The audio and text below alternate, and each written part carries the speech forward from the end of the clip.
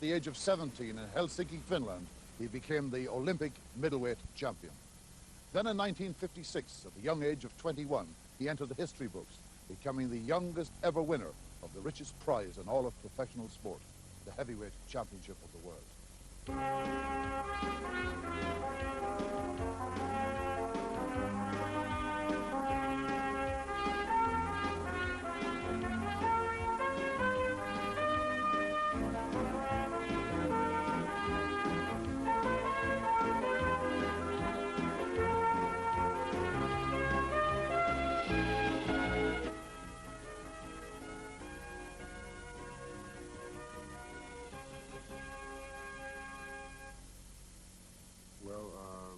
I've always thought I was from Brooklyn. My mother never really told me that I was from the South. So I was always told the press I was born in New York or Brooklyn. And it wasn't until one time when the press man came to my home, and my mother happened to be there, and he asked me about my birthplace, and I said, Brooklyn. My mother said, oh, no, you were born in Waco. I said, Mama, you never told me. She said, you never asked. I started out very bad. You know, I used to run away from home quite a bit. And I disliked school immensely. I disliked school so much because I felt stupid. I didn't feel like I belonged. Anytime the teacher would ask a question and I had to answer, when she'd insist on me answering the question, everybody would laugh at what I had to say because, you know, it was way off key. My mother insisted I go, so I used to run away from home in order not to go to school. And sometimes I was away for 2 or 3 weeks. And the ironic part about it is I was only 10 years old, you know, but yet I was able to, there was a place that I used to sleep every now and then when I'm in New York. I'll get on the subway and I'll ride to High Street. And you know where the subway, where the train disappears at, all the way in the back? And I'll go back there and climb the ladder and look at the place where I used to sleep as a youngster. It brings back memories, you know. I used to sleep there, and there were rats back there and everything. But I got along very well with the rats.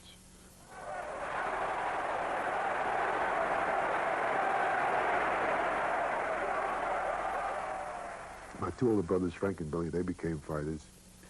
And I used to carry their bags to and from the gymnasium. And I used to watch them train. I used to love the way they would hit the speed bag, the little small bag, jump rope, hit the heavy bag, all those things. And I kind of envied them. But I kept coming up watching and watching and watching, and after about 2 or 3 months, finally the gentleman who owned the gym, which was Custody Amato, that's Tyson's manager also, he asked me would I be interested in trying it. So I said, sure. So he gave me gear, and I began to train. He showed me a few things, and I guess he saw something, because he stayed with me, and he began to give me a little more time than many of the other fellas that he had there. Learning the boxing trade occupied most of Patterson's mid-teen years. Somewhere in the hazy future lay his professional career. Before that, he took the Olympic road. Helsinki, 1952. Floyd was then a middleweight. Here I am, 17 years old. I have never been out of Brooklyn or out of New York, and here I am flying to another country in an airplane. I've never been on a plane before. In fact, I had never seen a plane, much less been on one, outside of, you know, what you see in the newspapers. And here I was flying to Sweden, and I never expected to win the Olympics. I had prayed that I would just win my first fight. If I win my first fight, then I didn't particularly care if I, you know, lose the next one. To win his Olympic medal, 17-year-old Patterson had to win 4 times. His final bout was against the champion of Romania. Only one bell sounded in that Olympic contest, the bell to start it. Jump fight, defense moving, middleweight. Tita was not to hear the signal to end round 1. He didn't even get halfway. I threw a left hook at the guy in the same round, and the guy pulled back. I missed, and I was on my front toe when I threw the left hook, and I spun all the way around and came back and hit the guy with the same hook. So the referee didn't know how to count that, so he looked at the officials and he put down 2. In other words, that was a foul also. And once you get a 3rd foul, you're disqualified. So I was very much afraid, so I said, I got to do it right. So I didn't bob and weave much anymore, and I planned it. I hit the guy with the left hook in the right hand and knocked him cold. And even I looked at the referee to be sure that everything was all right. And he told me to go to the neutral corner and counted the guy out. I never expected to win the Olympics. I had prayed that I would just win my first fight. If I win my first fight, then I didn't particularly care if I, lose the next one. But what happened was I went on and won all four of them. And there was some moment when that I don't think I'll ever forget. Immediately after Helsinki, Patterson turned professional. In more than 30 fights for money, he was beaten only once. Then Rocky Marciano retired undefeated, vacating the world heavyweight title. Archie Moore, the undisputed king of the light heavyweights, was matched with Floyd Patterson for the championship. November 30th, 1956, Chicago. I've never gone into a fight overconfident. But I did know that I was going to fight my fight, and if I was the better fighter, I would win. If not, I would lose. Jabbing well with his peekaboo style, hooking well with that left hand. But the strong Archie Moore doggedly sticking to his task and coming forward.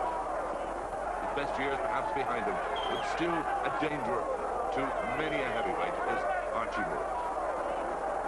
Holding Mauling in this fifth round, showing signs now of the wear and tear of a grueling fight.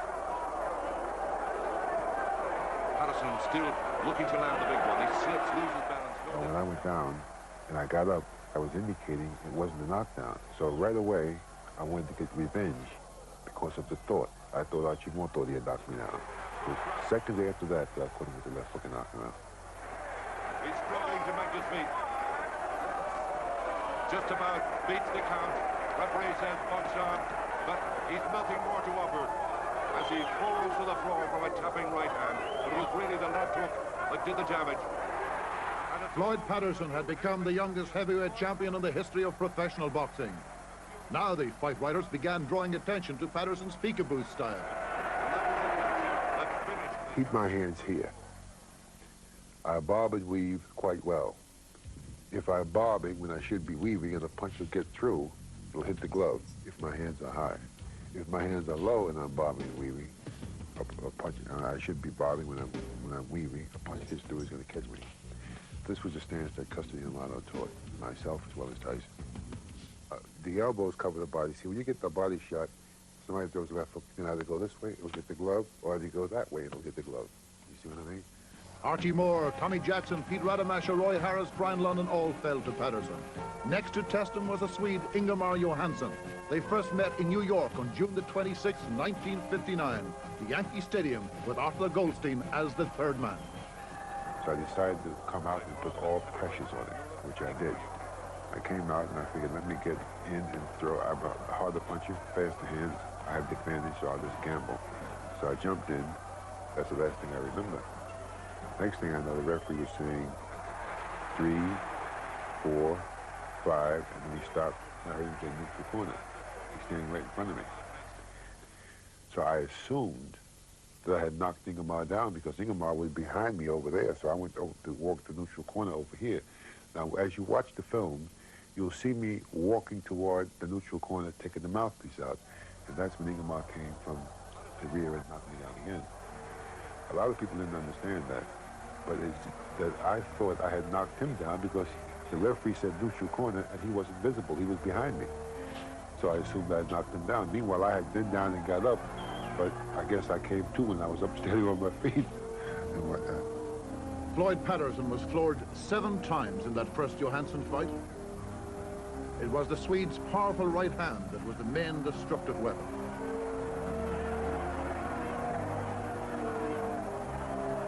Even at this remove, Patterson recalls that defeat as the saddest night of his life. It's a very, very sad night. I felt I'd let the whole country down simply because it wasn't just the loss, but I had allowed another country to come in here and take the title back to another country. And naturally, I felt very, very ashamed of myself. I let so many people down. So what I did was I went into the house and wouldn't come out. And when I did come out, I came out with a mustache and beard, so no one would recognize me. And I did this for quite a while. This is some of the things that we learn about ourselves. Now, had you told me this before the fight, that I would do this, or I was capable of doing this, I would say, you're crazy. Why should I? I did my best and I lost. Let me put it this way. I would feel just as much ashamed today as yesterday But the only difference is now I can live with it. Now I can face it. And I will never be ashamed of feeling ashamed. Because that's me. Why should I try to change it? Introducing from Rockville Center, Long Island, weighing 190 pounds and wearing black trunks, the challenger, Floyd Patterson.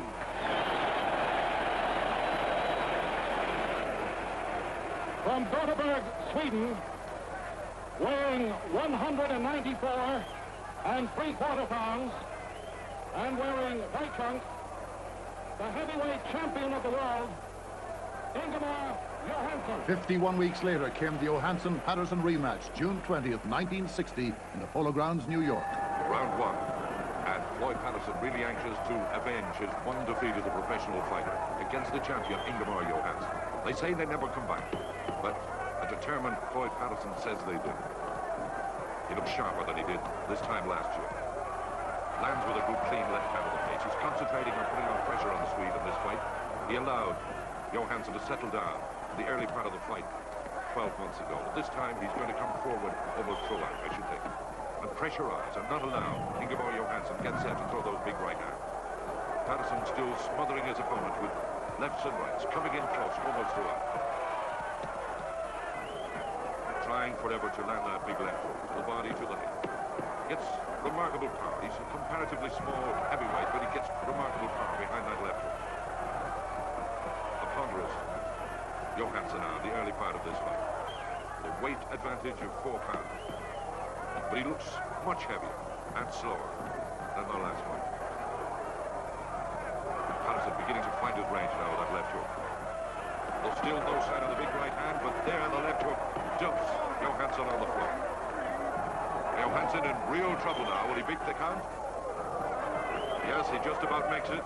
And Patterson going for the kill now in this, the 5th round.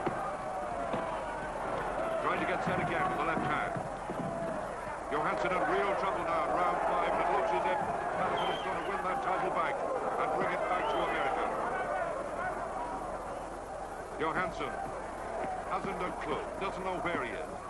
It's one-way traffic now in round 5. And Patterson going for him like a tiger, and there the cracking left hand. At that moment, I can't tell you how good I felt. I felt tremendous. I looked over at Ingemar and I saw his foot shaking, and then I saw some blood coming out of the side of his mouth. Then I became worried. And after you see that film, you'll see where I rushed over and kneeled down.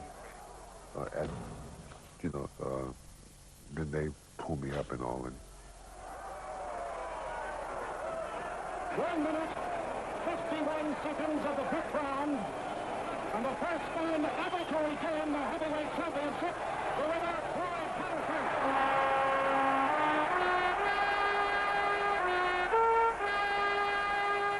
I've never been so happy to see a guy get up. He eventually got up. It took a while, but he got up.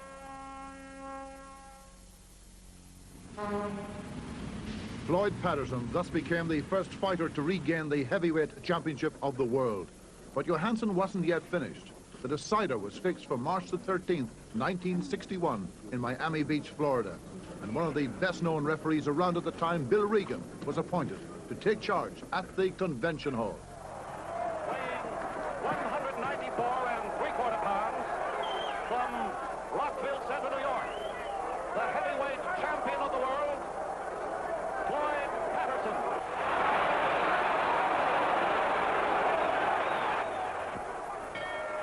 Round 1, Floyd Patterson wants to prove that his victory of last year was no fluke, that he is the better man against former champion Ingemar Johansson. Johansson, one of Europe's greatest heavyweights of all time. Tasted glory for 1 year when he reigned as heavyweight champion. It's going to be a competition of the big right hand of Johansson's and the accurate left hook of Floyd Patterson's. This opening round, and Patterson coming forward, looking for the big one, runs into a right hand, and he's in trouble in the very opening round. A dazed Floyd Patterson gets to his feet, and Johansson really going for the kill now this opening round. Can he win back that title? They clinch. Patterson holding on for all he's worth. Johansson mustn't allow this to slip away from him. Hits again, and Patterson's in trouble. He's caught with the left hook to the chin this time. Looks dazed, but he's up. He really beats the count. And Johansson trying to finish this fight early. But always Patterson is dangerous, and he flicks out that left hook to the chin. And what a seesaw battle this is. Johansson looks dazed, bewildered. He'll still come forward and try and land that big right hand. Scrambling, holding. Patterson, the faster puncher all the time. Johansson, always dangerous with the right hand. Runs onto that left hook once again. A little bit high on the head this time. And at this stage, it's anyone's guess as to who's going to win this title fight.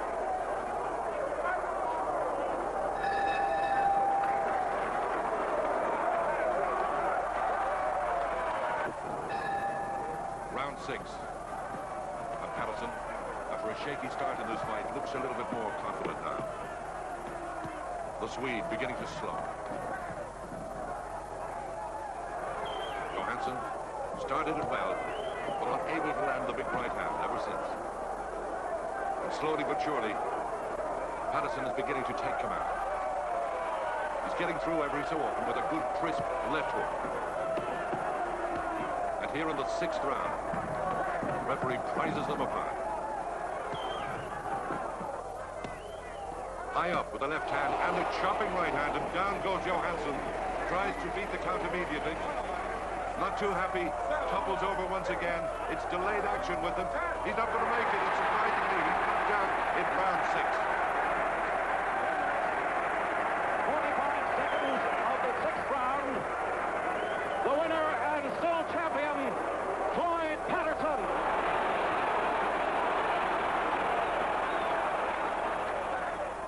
I love being recognized by people, especially now that I've retired 17 years ago. People are still recognizing me. That's great.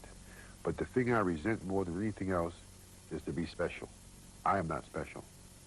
None of us are special. You are a religious man. Yes.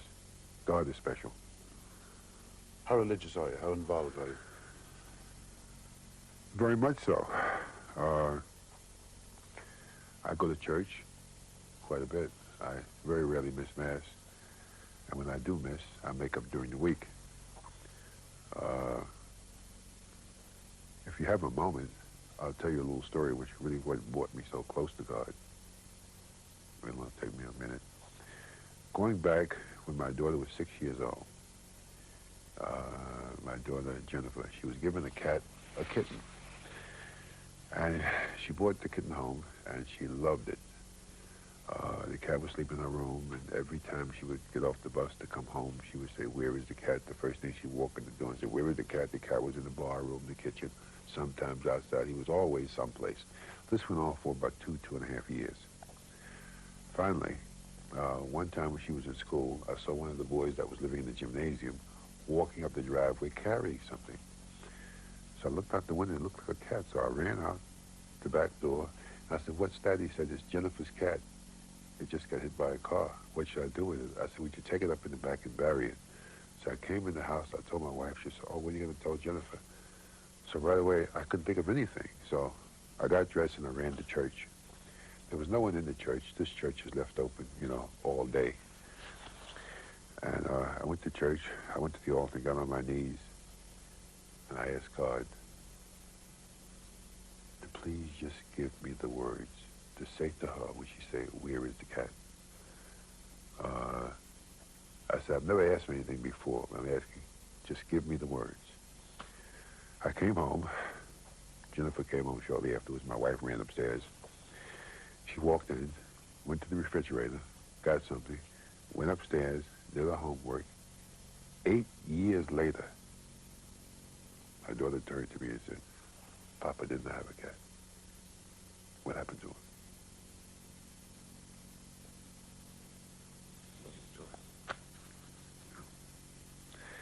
And the amazing part about it is that I forgot. I completely forgot. And when she said that, right away I realized that God had given me something, and I forgot about it. So from that point on, I never missed Mass.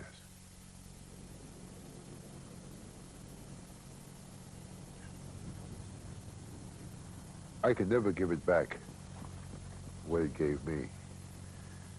But what I can do is attempt to give some of it back. I train young people now, which I have been doing since 1973.